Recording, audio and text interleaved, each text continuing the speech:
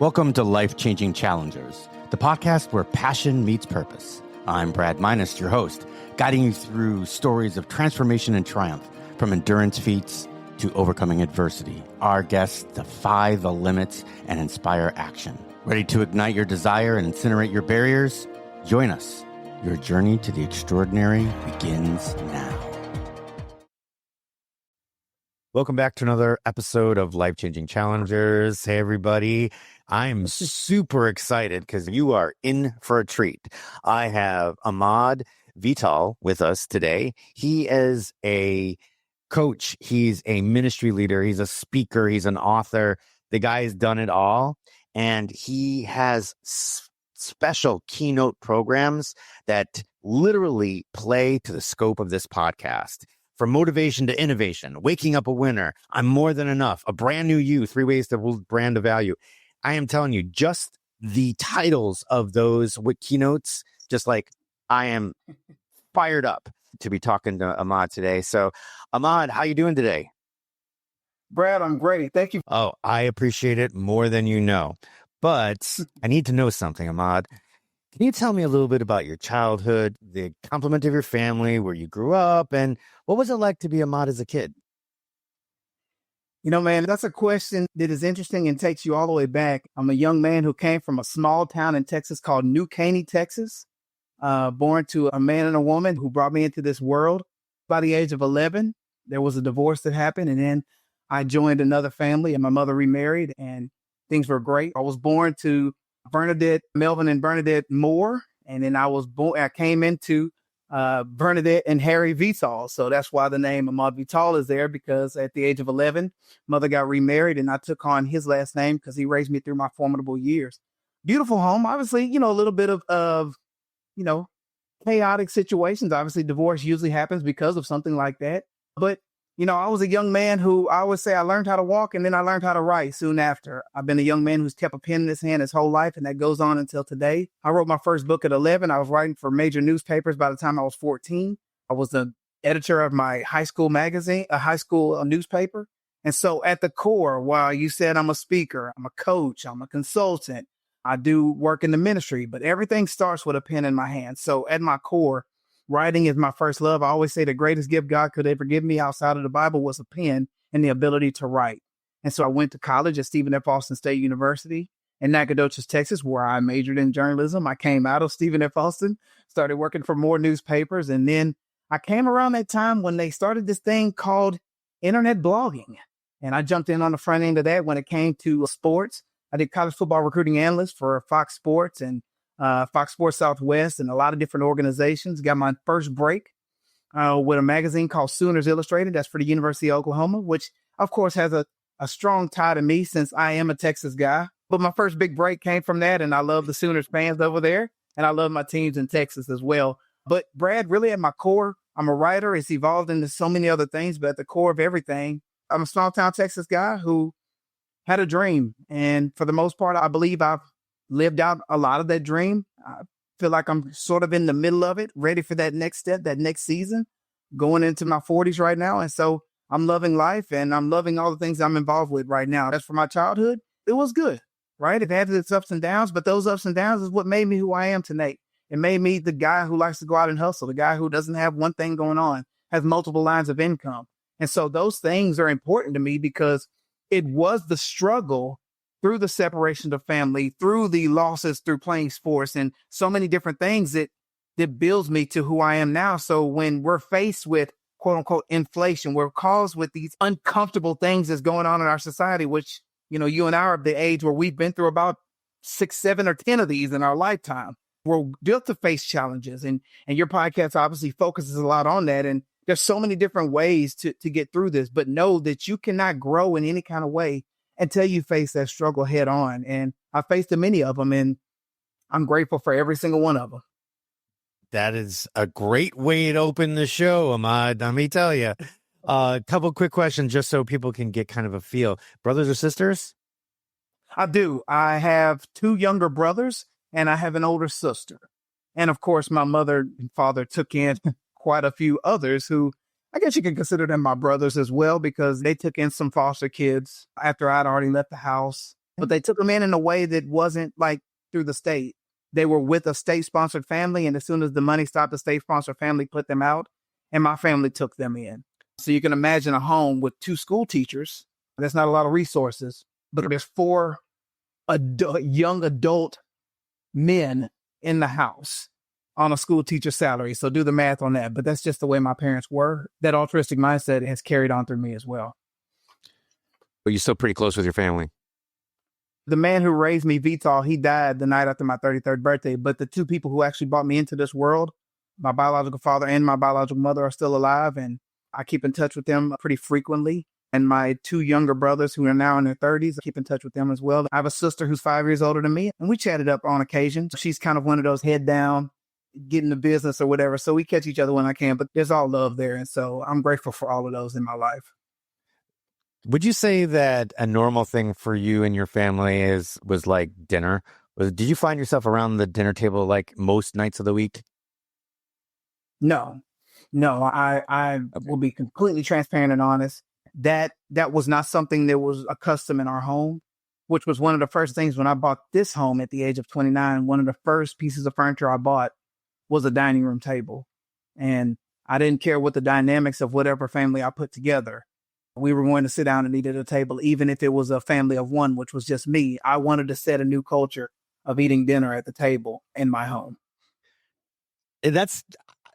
I usually ask that question when I can't get enough of a person's picture of what they went through with growing up.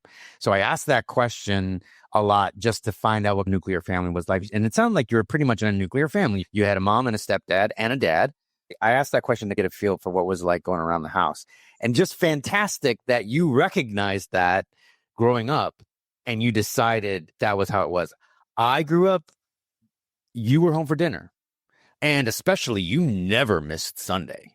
Like I could have missed dinner because of study group or, sports or whatever, I might have missed it or, I was at, martial arts practice or something.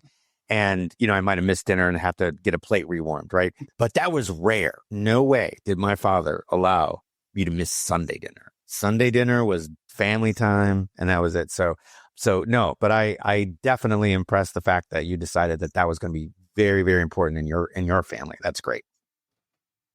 I do the same thing. So you did mention sports, but you said the pen and you were writing. So you did play some sports in and out of high school, organized? Oh, yeah. I started running summer track when I was 10 years old. So I learned the essence of adversity very early on. And obviously your podcast is about challenges and going through those things. And I always tell the story where really my character was built from. I was a pretty good track runner. I ran track here in Humble, Texas, with a summer track team. I was a guy who probably medaled most of the time. But every once in a while, you get across from that guy. Like I was around the time when he ended up playing an NFL guy named David Boston, and he and I were on the same relay team. But if we raced each other, he was 2 years older than me, and he was a beast. I mean, he ended up, again, playing in the NFL, played at Ohio State as a true freshman. So you can do the math on all of that. But I would run summer track starting at the age of 10. I remember one meet, maybe this wasn't my day. And I remember running a 100-meter dash, and I crossed the line in 5th place. Now, for your audience who doesn't know, you get a medal for 1st, 2nd, and 3rd place. From 4 through 6, they give you a green, purple, and an orange ribbon. So my ribbon was purple. Mind you, I've crossed the tape. There's no joy in crossing 5th place. And I was hurt to my soul. Like, I'm used to medaling, whatever happened. I don't know what happened. Who knows? All I remember is that ride home taught me more than any motivational course I probably could have ever taken in my life. I was in the car and I am crying. I'm mad. I got tears and sweat mixed together running down my forehead. And I'm sitting in the backseat of the car. My father's driving the car. My mother's in the passenger seat, and she sees me just losing it back there. She turns around and she wants to console me. And my father gave her this look like, no. And he let me, on a 30-minute drive home, deal with that loss at 10 years old. And I didn't realize at the time what that meant, but she was going to come and hold me and tell me everything was going to be okay. And my father was like, oh no, you need to know what this feels like. I want you to feel every ounce of that pain so that you know when we show up tomorrow for practice and the day after and every day following that, that you will know what it feels like to cross a line losing a race. And there's no way you're going to run from it because you are the only one responsible for how you compete on the field.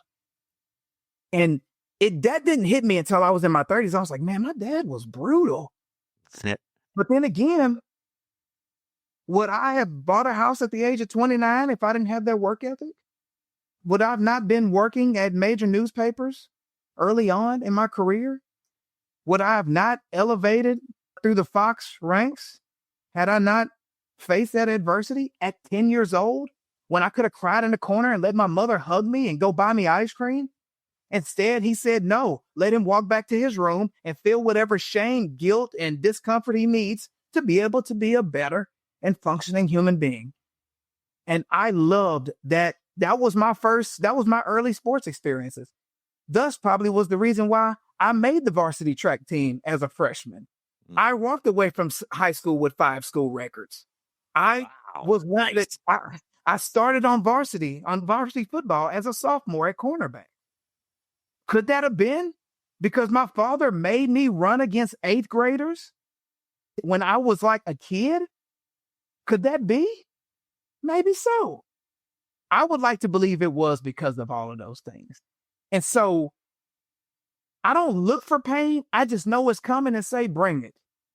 That's kind of where I'm at now. New milestone I'm going through. And it's interesting, Brad, that you and I connected for this podcast at this time in my life, because I'm going through a real purging moment right now. You know, life comes in seasons. And I realize that the business that I've created, I've outgrown it, yet I haven't implemented the new growth into all the plans I'm doing going forward. So I'm sort of going through a rebuild right now. I'm a businessman. That rebuilding birth part of the business is painful because you need self-reflection and you have to look at yourself and say, I've done some things that aren't beneficial for the bottom line.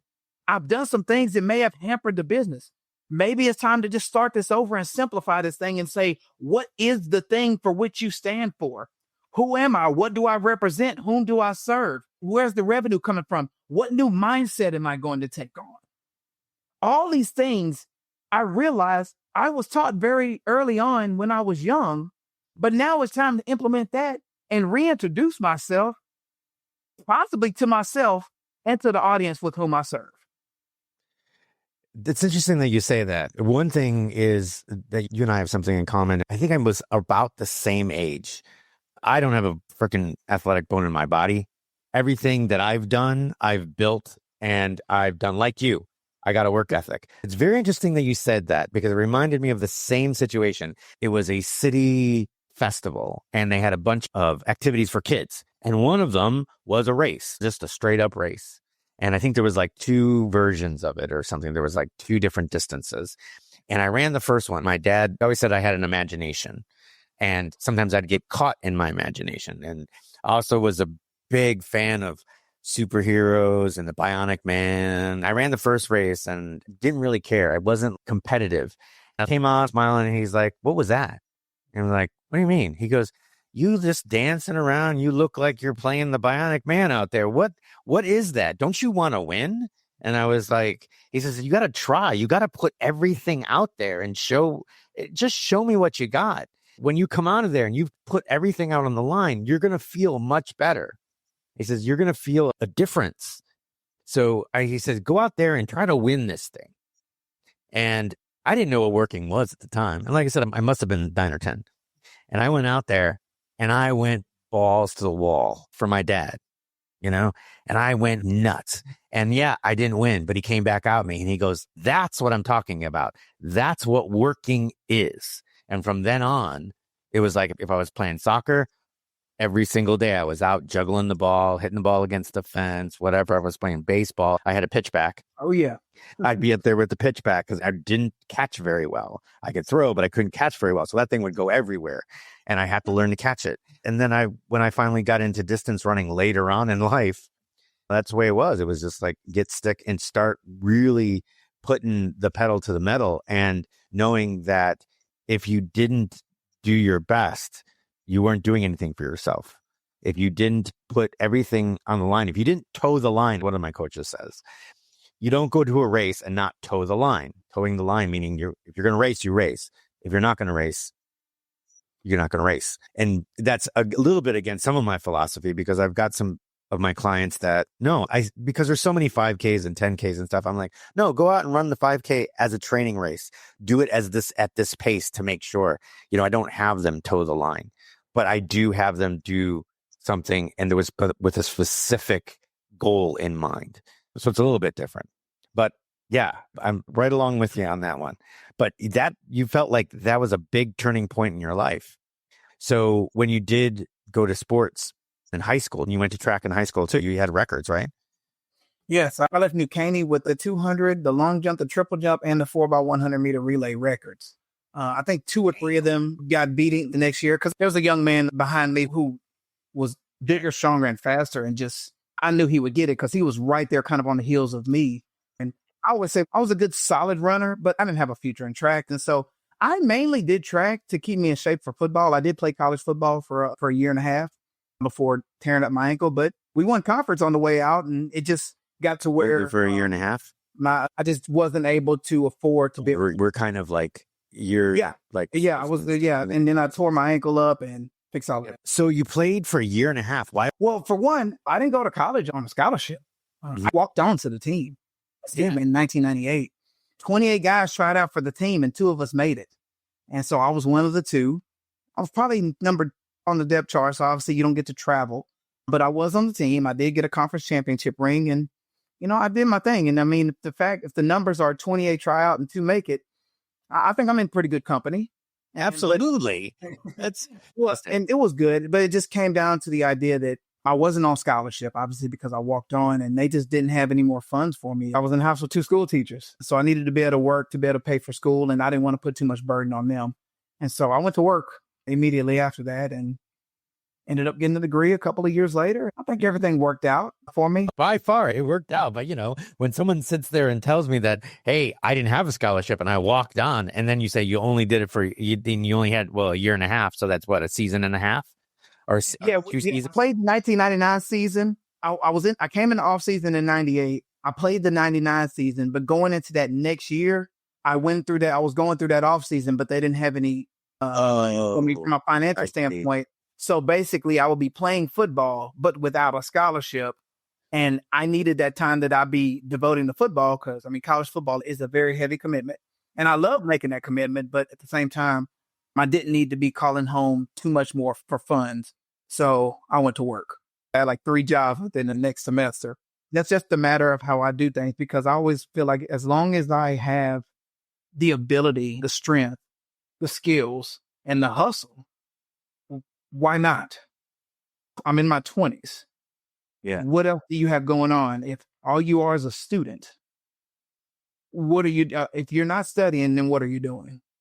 And so I'll be honest, I prioritize working more over school. That's what took me so long to get out of there. But I do believe that the work ethic that I learned from hustling through college absolutely benefited me when I graduated. Because when I graduated from college, I took a pay cut to go work at a community newspaper. And when I mean a pay cut, I mean a substantial pay cut. As a college student, I was rich. I was working 2 or 3 jobs. I was working at the most popular sports bar in Nacogdoches, folding money every week. It was great. And then I leave there and go work at a professional newspaper for 10 an hour. Oof. Yeah. This would have been 2004? Yeah. Calling my father, and I was like, guess what they just offered me? 10 an hour. Guess what your son's not doing? Taking this job. And my father was on the phone with me. He said, you're going to take that job. I was like, no, I'm not. He's like, you're going to take that job and you're going to stay there for 1 year. And he's like, you're going to learn to live at 10 an hour. He said, because if you can learn to live at 10 an hour, you'll never be broke again. And you need to work somewhere for a full year so that you can show on your resume that there's some stability and you want to stay somewhere and show that you're loyal to a company for at least 1 year. That was great advice. When I got out of the military, I was a contractor. You take on a contract, and that contract is stated, 1 to 3 months, or maybe 2 years, or maybe 90 days, or maybe a year and a half. But it's set. You know that you're going to work that amount. And I liked it because I got to learn a bunch of new technologies. I got to learn all new stuff. But when I decided that I wanted to be a full time, I'm like, all right, now I want to set roots. I want to get a 401k going. I want to do what I want to do. And it says, they're like, well, looking at this, it looks like you can't hold a job. And I explained it. I'm like, no. I took contracts for a reason. So I could be as valuable as I am right now for someone like you. And they're like, well, to us, it's like, you like to move around and you like to do all this stuff. So how do we know that you're going to be here for more than a year? Mm-hmm. That hurt. So I get where your dad was going. It makes sense. But look what it did, man. You walked out of there and then did you go right from there to Fox, or you went there to Sooner? Well, it's funny. I was there at a small community newspaper. I covered 4 high schools. And there was a couple of high schools I focused on a little bit more than others because they were the bigger high schools and they were the more successful high schools. And there was a family at those schools because my articles were consistent, 2 or 3 a week, front page, ready to go. And the way I used to cover sports was, you have your stars, but I would always find sort of the unsung heroes within the group. And I would show them love in my articles. And one of those students was the family who ended up seeing that I had some talent with writing. And they were like, we see the work you're doing and we want to start a company and we want to bring you on and do this. And so I was like, okay. Do you remember when it would have been probably like the early 2000s when video was coming from off of camcorders and becoming digitized to put online? This would have been the early years of YouTube when you had to sit at a computer and watch these things. Well, we had put together like one of the first digital newspapers for high school sports in the city of Houston. I was sort of running this whole thing. It was an online newspaper. We had videos. We were sending out video crews. We would wait 8 hours while tapes were getting broken down into digital and all those things. And we also started a company to help young men get college scholarships for football and for sports. I was the VP of all of this. So mind you, I remember I told you that I was making 10 an hour at that place. They brought me on to work over there with them. And I remember the man offered me, now I worked my tail off for this. He offered me $36,000. Now at that time in my life, $36,000 is the biggest numbers I had ever seen in my life up to that point. I worked at sports bars. I'm working, like you said, contract work, hustling. But that was the first time I went and I was making money to where I could literally put some aside and not pull over, $20 a paycheck. And so I did that work with them for about 5 years or so. But then from there, that's what led me to Fox, because I was covering so many different things. One of these days, I'm going to sit down and really break down how all that came to pass. But man, I can just tell that the hand of God was just moving me through that. And as idiotic as I was, he was still kind of carrying me through that and saying, go here, listen here, do this. And it just ended up being to the point where I started seeing opportunities after opportunity because I was taking on the advice that my father's was giving me through life. Spend less than you make. Treat people well. If you do a deal with someone, if anybody comes out feeling like they're short, don't go through with it. Just these basic morale type of ways. Live the best life you can and give it all away. Keep your head down and do honest work.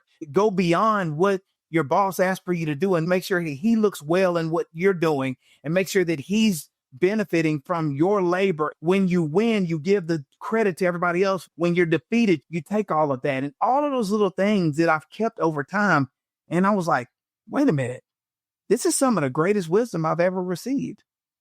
And that is the foundation of how I move to this day. It didn't dawn on me that I've been hearing this since I was 8 years old. Until you get punched in the face a couple of times as an adult, you realize, like, wait a minute. What my dad told me at 11, it's still useful now in my 40s.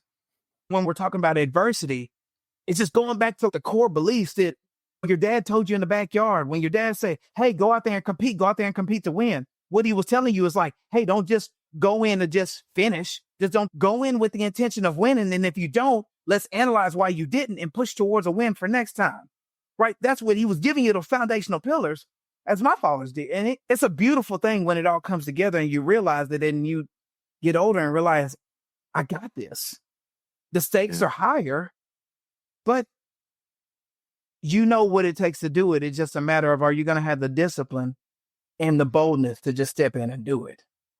Exactly. You know that even if you fail, right, which I don't believe in failure because a failure is a lesson, but if you know that you did everything you possibly could to win, you did everything you possibly could to be successful, then you can walk out with your head held high. Now, walking out with your head held high doesn't mean you don't learn from it. It means that next time you're going to win. So that's kind of how I was brought up, because my dad was, he was brutal. He was like, you wimp. But it's like, you are better than this. He goes, and I don't yell at you because I just like to yell and hear myself talk. I yell at you because I know you've got more. And my problem is that it's not going to show itself until you believe you've got more. And that's how I was brought up. And then when it finally sunk in, all of a sudden grades went up, was doing better in soccer and all this other stuff until I started realizing it. So I totally get it. So you spent some time at Fox and became pretty successful there. What happened after Fox? Well, we were rocking, man. We were rocking because it was Fox Sports Southwest and Scout.com. And our competition was Rivals. And around that time, 247 was coming on board and a couple of other college football recruiting analyst sites. And we were doing really, really well. Then I think some bad money management went on at levels like above my bosses. Right. And the ship just fell apart and we all went our own ways. I still keep in touch with a lot of those guys, and all the OGs of that world, they've all reintroduced themselves as new companies and rebranded. I still have the itch for it. I still do some work here and there with a brother of mine at Dave Campbell's Texas Football. It's one of the biggest football magazines here in the state of Texas. They call it the Bible of Texas football. It's been around, I think, since the 60s. And I got a guy who works over there with them as the editor. A lot of my colleagues are over there, and I love them, and I still go through and do some things with them. But obviously, during that time was when I wrote my first book, Awaken the Baller Within, after I had a complete meltdown. After I moved into this very house I'm in right now, I had a meltdown within 2 weeks of moving into it. A relationship just went completely bad. And it was like, especially for the guys, you're kind of vetting which one of the ladies, which one of your girlfriends you're going to take to that next level. The one you're like, okay, I think this is the one. You kind of put your eggs in that basket and say, she's it. And then right around the time when you're about to make that next step, she's like, yeah, this isn't for me. And you're just like, wait a minute. Like, for the first time, I did everything right. And this is what happens. Maybe some guys out there can relate to that. I had a total meltdown from that. And I remember I broke down in the room that's right here to the right of me here in the office. And I just remembered, what am I doing? Like, I just bought a house. I got a great car. I'm working at Fox. I'm got a great job, awesome hustle. Like, I'm 29 years old and I just purchased a house and I'm sitting here depressed in the spare bedroom of this house. And I didn't know what to do with myself. And I just remember that I just felt like the whole world was crashing in on me. And I remember that night, I'd went about 3 or 4 days not eating. And I remember sitting in a room in the fetal position and making a deal with God. And I said, I'm not really doing so well with this thing called life. Maybe I'll try your way out and see if that'll work better, because I don't have the answers and maybe you can show me something. So if you wake me up tomorrow, I'll try your way. And I remember, of course, he woke me up and went on a whole new journey. I went on a spiritual and personal development tour, reading every book I can get my hand on. This is with the Think and Grow Rich, As a Man Thinketh. Obviously, the Bible came into that. Inspired Destiny. It was just so many. There's an onslaught of all of these different things. And I hired a spiritual advisor, like a mentor, to kind of work me through these things. And I just kind of came through all of this. But you got to remember, Brad, I was still a sports writer, but I'm taking on all this new personal and spiritual development. And I don't know how does that correlate with sports? And so I wrote Awaken the Baller Within in the same way, sort of, that Napoleon Hill wrote Think and Grow Rich. He interviewed a bunch of successful people and said, here's the blueprint for how to be successful. And so I wrote a book where I interviewed college football players, top college football players, on what it takes to be successful from a mental standpoint. They have all the physical talents, but I'm talking about from a mental standpoint. So I interviewed, close to 100 guys on, hey, what do you do in the locker room before you go out to the field? What do you do during the off season? What's the things that drives you? What do you do in school? How do you set the example? How do you get others to lead you? And so Awaken the Baller Within takes the 4 quarters of a football game and breaks down 4 quarters of how you are supposed to think about every aspect of the game. And what it ends up being is, and a lot of parents who bought the book, they would buy it for their kids. It's using football only as a metaphor, but the book is about how to deal with life, but just talking about it in jock language. Because I was a jock who didn't like to read. So I wrote a book for people who don't like to read, but it's beneficial. There's not a chapter more than like 10, 12 pages, right? And it's all big print, it's short chapters. Like you can read this in the locker room in between quarters. And so that was kind of like the first breakout. That was my first published book. Man, I think I sold close to 1,000 copies of that. And I was, doing like the rappers do when they move their mixtapes. I was selling books out of my trunk, right? Just, hey, $10, come get you one, $15. Then I put together a motivational CD to go with it. So that was kind of the starter for me to jump into this new world. And of course, I became a speaker because I went to a mentor and said, I got this book, and how do I sell it? He's like, most people who write books, they speak. So let me try that out. And so I remember there's a coach, he's still at the same school. I said, he bought 80 copies of my book. And I was like, Coach, guess what? You buy 80 copies, I'll come speak to your team. And that was the first keynote I ever did that was connected to my book. My first paid keynote was in East Texas in a town called Tyler. Most people might know Tyler because that's where Earl Campbell grew up. Right. But one of our coaches out there, he was from Tyler, but he was working in Houston. And he used to run a football camp down there. And he said, I really want you to come out and speak at my football camp. And he's like, what do you charge to speak? And I was like, man, I don't even know. And he was like, well, I can offer you $300. And I'm like, okay. And he paid me a deposit of $150. So this is how this works. You get a deposit for your work and then they pay you the rest of it when you get there. So I remember getting there and he's got this camp. He's been promoting it. And I get there. And on my way up, he said, Ahmard, you probably shouldn't come. I didn't think I got enough people registered to get you worthwhile for coming here. And I was like, man, I'm on the road. I'm on my way there. So whoever's there, I'm going to speak to them. Brad, there were 2 middle school guys who showed up to the camp. There were more coaches there than campers. But I look back at that as such a pivotal moment in my speaking career. My first paid keynote was in a park with 2 young men sitting at a park bench with about 9 coaches circled around them. And I'm giving them the game right there. So my first paid keynote was in a park in Tyler, Texas, to 2 young men. I look back at that and say, I've spoken in arenas. I've spoken in churches that hold hundreds. I've spoken to thousands. I've spoken overseas. I've taught seminars overseas. And it started from a football camp with 2 students on a park bench in East Texas. Hey, man, we all have to come from somewhere. And we all have to look at those moments that really humble us and let us know, like, what are we really doing here? Are you in it just for the numbers? Are you in it for the impact? I look at that moment, looking at those 2 young men, and I still to this day don't know who they are. But all I know is that I'm sitting up there getting paid to speak and knowing that I built a company from that moment there. And knowing that how am I too good for any situation to speak in it? I'm not bigger than the game. I'm not bigger than the clients I serve. I'm not bigger than anyone who books me. I'm not bigger than the man who I go do service with, who's a vagrant on the side of the road and needs $3 to go get a sandwich. I'm not bigger than him. I'm not bigger than any parts of this. Because I know that I was taught the level of altruism. I was taught humility. I was taught sacrifice.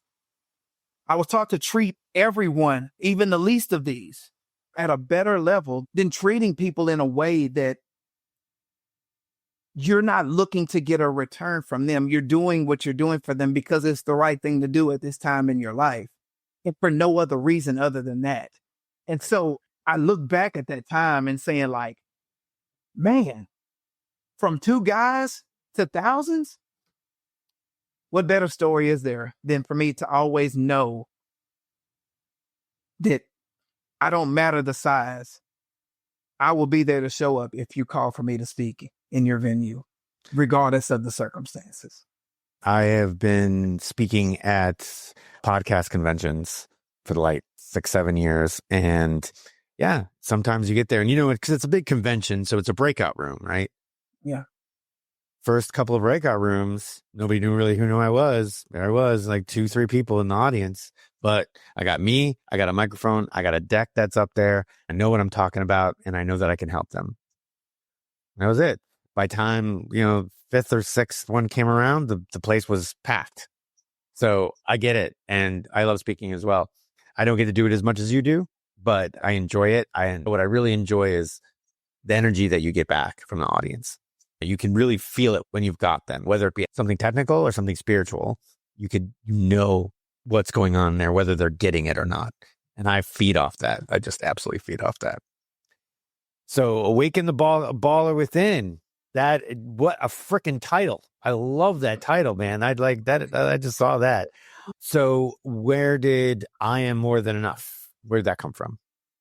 What you'll find is, I think every book I've ever written came from like a total meltdown.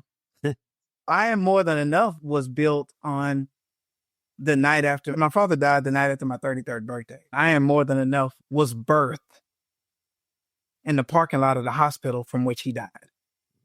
Night after my birthday, my phone's in the other room. I came in and I found 5 voicemails on my phone and my mom screaming, saying that your father's dying. And, you were talking about kind of the spiritual side of things. At that time, I had joined kind of a new religion of sorts. And I really believed that I had a lot of things figured out. And I believed that if I proclaim it, if I prayed for it, it's happening because I said so. That's it. And arrogantly, I drove to the hospital saying my father's going to be alive. That is until I got there and reality hit me and I'm looking over at my father. And for the first time, I truly believed he did not know I was right there in front of him. And it was really happening. Awaken the Baller Within was just published. The publisher sends you your author copies. And I had his copy that had just come in. That's weekend before. My birthday was on Tuesday. He died basically Wednesday night. That weekend, I was going to take his copy to the house. We were going to sit out in the backyard, father and son, crack a cold one, and talk about the book. My first published book with my father. That never happened because he died 3 days before that was supposed to happen. And that broke me. That broke me in ways that I can never believe. And I just remember when the time came, because there was that time when you walk in and the nurses are like, hey, here's the percentages and this is what's going to go on. And I remember when it came to time when my faith was checked in real time. And I really wanted to believe he was going to walk away from this. And she was like, the only thing keeping him alive is the machine. And my mom couldn't make the call. And I said, turn the machine off and let my father fight. My father's not a man who wants to be alive based on man-made things in a machine. If it's God's will for this to be it, let's do it. And lo and behold, Brad, my father was alive for 4.5 hours. So he fought. But it was his time. Circling around his bed, looking at all of my family. My mom's freaking out saying, what are we supposed to do? My sister's over there pacing. My other brother's upset. I got another brother sitting along the wall and he's a stone. I don't know if he's hurt, I don't know what he's doing. He's just mute and not saying a word in like a deer in headlights. And here it is. I'm now the man of the house and I ain't ready. And so after I was able to walk out from all of the family, I needed time to myself. And I just remember going into the parking lot and I'm screaming at God in the parking lot. And I was just like, I only asked you for one thing. Just one thing. You couldn't do that for me? Did you not hear me? I'm losing it out there in the parking lot, screaming at my heavenly father. I've lost my mind. And I just remember after I had that total temper tantrum, I just remember the calm, still small voice speaking to me. And God spoke to me that night and said, I did do as you asked. You said that you want your father to walk out of the hospital. And he is, but he's walking out with the essence of you. He's giving you everything you needed. He gave you the work ethic. He gave you the advice. the determination. He gave you all of these great attributes. Now, why don't you just basically be quiet and go out there and be the man your heavenly father and your earthly father called you to be and get your life together? And that whole story ended up being the backdrop of I Am More Than Enough, because what I was arguing with God about was saying that with my father leaving, I'm not enough to finish this thing called life, because he was my moral barometer. He was retired at the time. And anytime I needed to call him, whether it was business, whether it was spirituality, whether it was relationships, my father always answered the phone and he always had the right answer. He had the answers that I needed in life. And I'm like, okay, he's gone. How am I supposed to do life if I can't call on the one person who I know can give me the answers? And God comforted me, saying, now it's time for you to go out and be that man who he's already poured into you all this time. He's giving you everything you need. So now go out and do that. And so I am more than enough. You just need to step into that and realize what's already been put in you. And looking at yourself in the mirror and saying that I am a winner. I am this. But also being able to look and say, hey, there's some scars I have that I haven't worked through. And this is my blind spots. So what do I need to do? I need to get good people around me who can encourage me, empower me, pour into me, and let me know where I'm missing the mark on this, where I'm not seeing things clearly.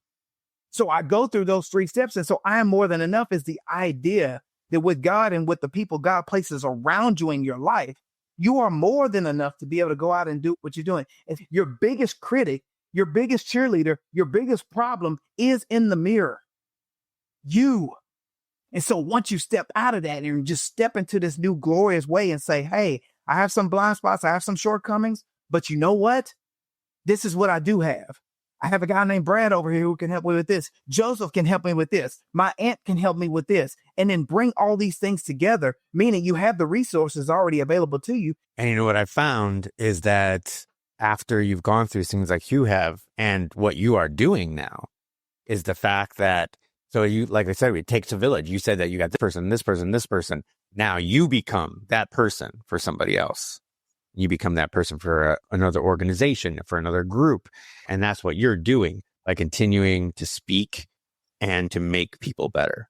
So I admire you. And that was probably the most powerful story we've had here on Life Changing Challengers. And it is, the emotion that came out of it was just raw.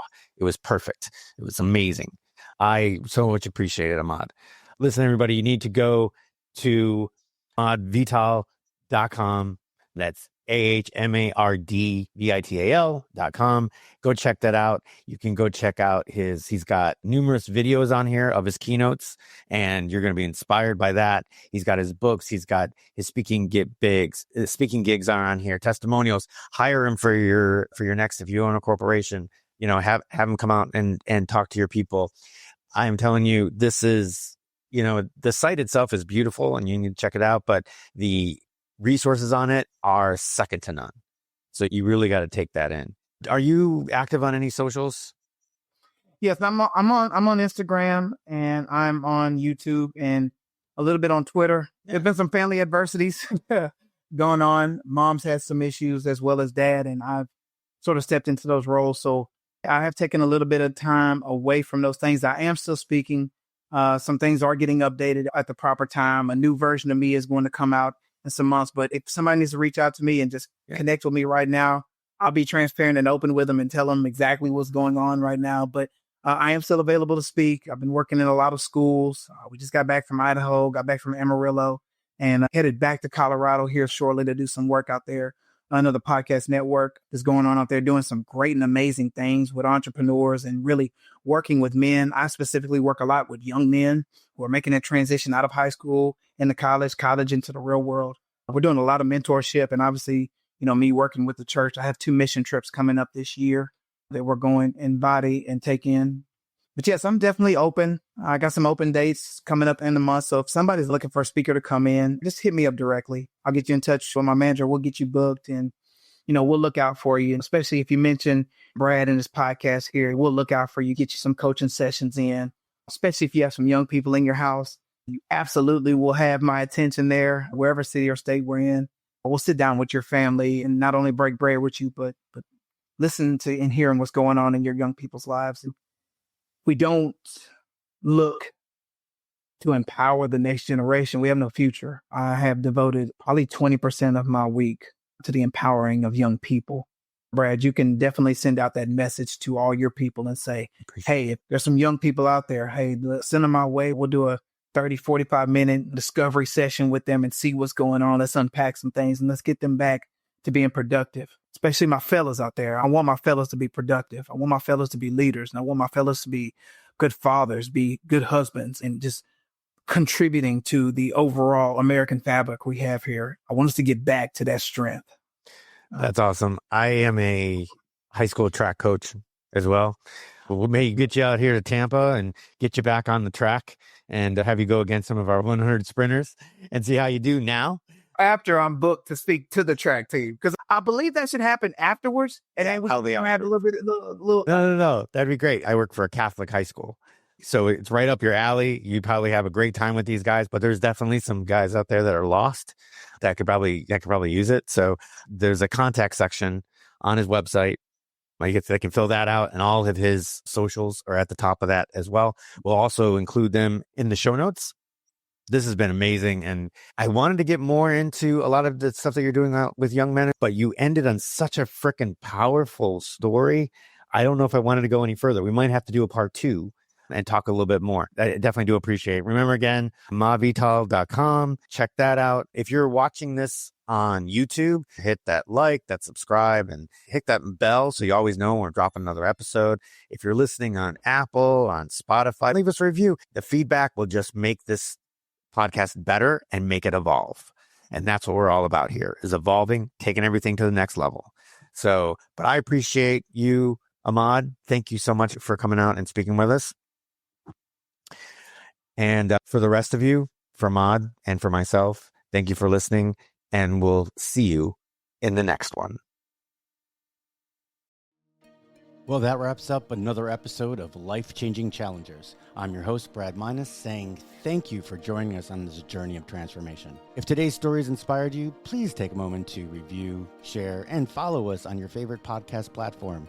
Your support helps us reach more listeners and create an even bigger impact. Remember, every challenge is a chance to grow. Until next time, keep pushing, keep challenging, and never stop pursuing your extraordinary.